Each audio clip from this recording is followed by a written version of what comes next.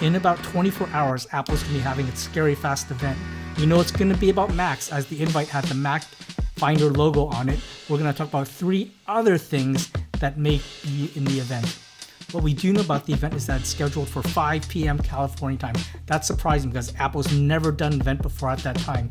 Usually they're done at Tuesday morning, so everyone can get to work Monday, get ready for the event, and then the event happens Tuesday morning and everyone talks about Apple for the rest of the work week. Why the change this year? What's cooking? Pun intended. My immediate guess was that it's all about China. The iPhone sales have been down this year in China because Huawei launched this phone, the Mate 60 Pro, which has been a huge hit, and it's become an item of national pride to buy Huawei over Apple this year.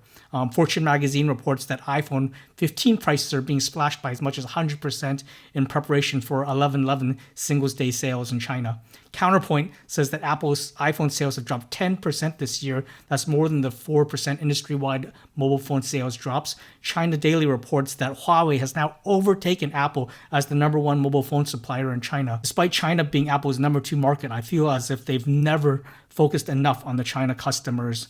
I mean, where's Isabel Mahi? She's the vice president and managing director of Greater China for Apple. Why has she never presented at one of the events? John Prosser from French Page Tech talked about that the event is being scheduled for 5 p.m. because Apple's probably doing a major announcement with a major Japanese game developer, and this would put the event right during Japanese business hours.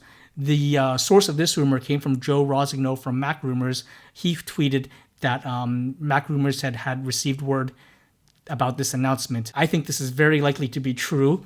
Ubisoft, Capcom, and Mihoyo made a big presence at the iPhone event. We know Apple is making a major game push this year. The A17 Pro chip had brand new GPU cores that took years for Apple to develop. These GPU cores included ray tracing and metal effects, which are AAA game features. So it's a no-brainer that some of the Macs and iPads announced tomorrow will have the brand new M3 series chips, which will use these new GPU cores. That's what the Scary Fast part is probably all about. Now, let's take a guess at which of the Japanese game developers Apple might be working with. Matt Talks Tech is guessing that it's Nintendo. I think there's absolutely no way it's Nintendo. Nintendo hasn't done very much on the Apple platforms. It's dabbled in a few mobile games that were like new kind of mini games in terms of Nintendo scale. None of its core game IPs. They used the characters, but they weren't the core games.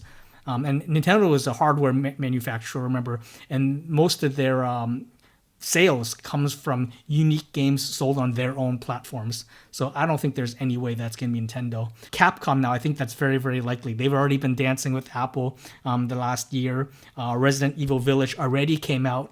Resident Evil 4 is scheduled to come out later this year, across all Apple platforms. So they were already starting to generate numbers and feedback from their customers on if they want Capcom to continue to pursue this direction. So most likely, they've already taken 2 steps. Most likely it's going well, and they may be looking to take a 3rd step. If it's Capcom, I suspect that they will show new footage of Resident Evil 4 running on M3 chips with ray tracing and metal effects fully running. Another company that it might be, and that I'm praying that it will be, it's Square Enix.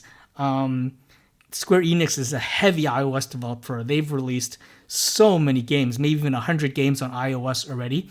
Final Fantasy IV, their MMO, has a fully supported Mac client forever now. If it's Square Enix, what could it be?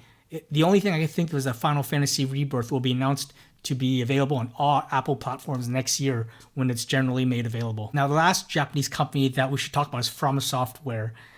They make probably the best games in Japan right now for consoles.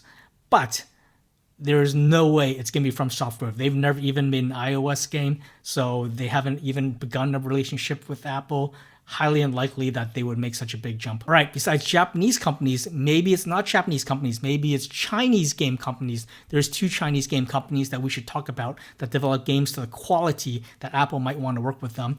The first being Tencent. That there's no way it's going to be Tencent because Tencent owns a large portion of Epic Games. They also own Riot Games, and neither of those companies have been very Apple-friendly, to say the least. They are also rumored to be in deep negotiations with Meta to be the operator for Meta Quest's in China. Okay, so the last company that we should talk about that it just might be is Mihoyo, or Hoyoverse now as they're called. They made a huge appearance showing off Genshin Impact and Star Rail on A17 Pro during the last event. Could it be that they're going even further with Apple and gonna release some new IP that will show off ray tracing and metal effects on the new Mac chips? Probably not Mihoyo. I think from the Apple perspective, as much as they love Mihoyo, the graphic style that Mihoyo uses, the toon shading style, doesn't really show off ray tracing very well. So it's probably not Mihoyo. All right, so the last thing we'll talk about is that influencer Lamar Wilson recently shared a package that he received from Apple. He received a package including some snacks as well as the AirPods Max and a note that included the sentence, "To make your viewing experience a bit more spatial, we hope you enjoy immersive listening with AirPods Max along with a few sweet and spooky snacks." Okay, now Apple doesn't give away stuff from the goodness of their hearts. Everything they do about these events is meticulously planned and very, very, very intentionally done. So if they sent AirPods Max and talked about spatial audio to influencers, it's because they feel that they need influencers to experience this event with spatial audio. Let's think about what that means. Apple Vision Pro is coming out early next year. From the hints that Tim Cook's been dropping, it feels like it's going to be earlier next year, not maybe even in the February-March timeframe, not closer to summer. So that means at this event, they're going to have to give everyone an update and start building momentum for that launch. One of the problems that that Apple's facing and the AR/VR industry's been facing for years now is that AR/VR is very, very hard to market because you cannot convey the experience of 3D spatial stereoscopic experiences over traditional 2D mediums. You can make videos all you want about it. You can do beautiful renderings, designs. It might look cool. People kind of like clap their hands. It looks neat, but it's totally different than when you actually get your head in headset and you experience it for yourself. Then it becomes a very emotional, a very visceral experience. Things that are little small, just like tapping buttons, like they just look kind of like whatever in video, but when you experience themselves, it becomes amazing. So Apple has no way to convince that to the public because there's just not enough people being able to demo the headset right now. So probably in this event, they're going to have some major new media to hype up the Apple Vision Pro. And since they can't get you the spatial visual experience, they at least want these influencers to get the spatial audio experience just to start getting everyone to start talking and thinking about 3D spatial stuff. All right, so that's my guesses for the event tomorrow. 3 things.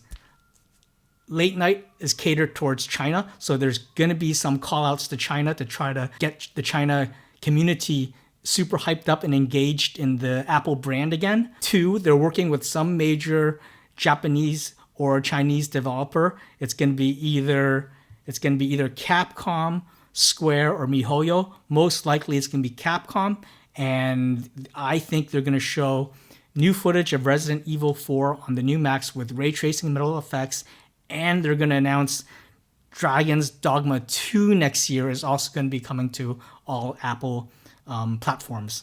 Okay, and then the last thing is I think they're going to show some new experiences with Disney for the Apple Vision Pro. So the influencers who have had a chance to demo it have been talking about some dinosaur experience. I'm guessing they're finally going to show some form of that to everybody. It's going to have a really major spatial audio component, and they'll probably show some X-Men and Star Wars experience that's on an even more exciting level than the dinosaur experience that everyone's already seen. So that's it. Check back in with me after tomorrow. Let me know what I got right, what I got wrong. Right now, go ahead and comment below and tell me what you think, what you agree with me, what you disagree with me, and what I haven't even thought of. All right, that's it. See you guys after the event tomorrow.